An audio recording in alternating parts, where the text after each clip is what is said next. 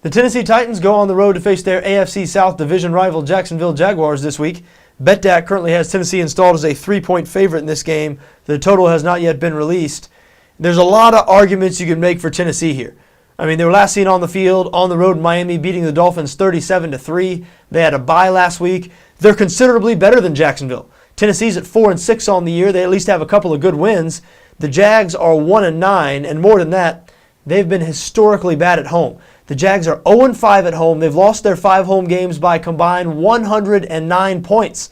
They haven't stayed within 17 points of any opponent at home all season. Lost all 5 home games by 17 points or more. It's incredible. And yet here they are again at home, only a 3-point underdog. So you understand why Tennessee is a popular public bet out in Vegas this week. Now, I'm from the greater Jacksonville area. I'm broadcasting right now from Ponte Vedra, which is right outside of Jacksonville. I used to host a sports talk radio show in the Jacksonville area. For the last 2 years, I've probably talked more Jaguar football than anybody should have to.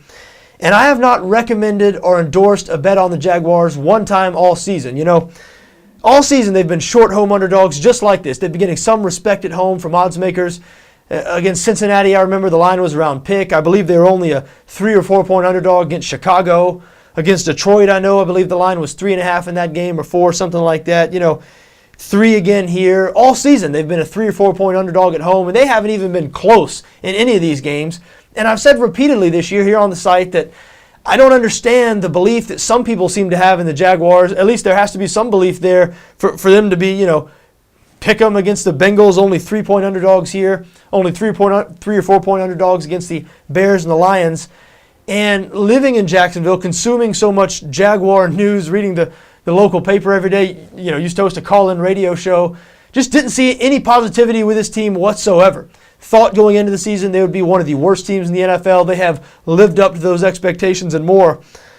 However, for the first time this week, maybe it's the quarterback change. Chad Henne, of course, taking over for Blaine Gabbert. Gabbert actually was put on IR this week. He'll be out for the rest of the season. Now, that was welcome news to a lot of people in Jacksonville who were tired of watching this guy play football. It's been 20-plus starts for Gabbert. He is a young guy. No doubt he could improve, but he's been among the worst starting quarterbacks, if not the single worst starting quarterback in the league over the last year and a half. Chad Henne came in last week against the Houston Texans.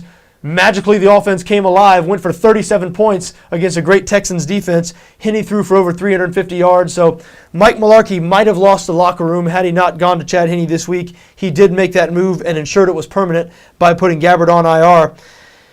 And again, I know the Jags are horrible at home. I mean, I really hesitate to recommend backing the Jags at all.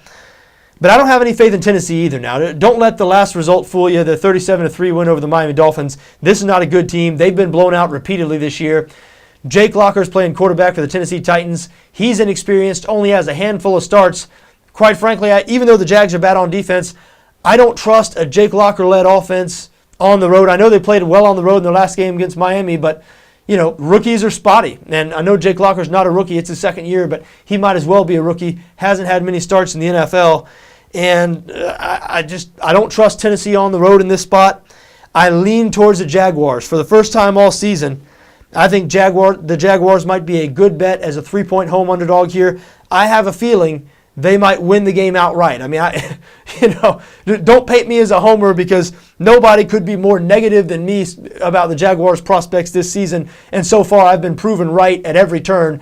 And I will continue to be negative, and they'll continue to prove me right so long as the current administration, meaning Gene Smith, the general manager, is in place. But fortunately for the Jaguars, I believe it's gotten bad enough now where the owner, Shad Khan, will do a house cleaning this offseason that will start with Gene Smith. So better days might be ahead for the Jaguars. And you know what?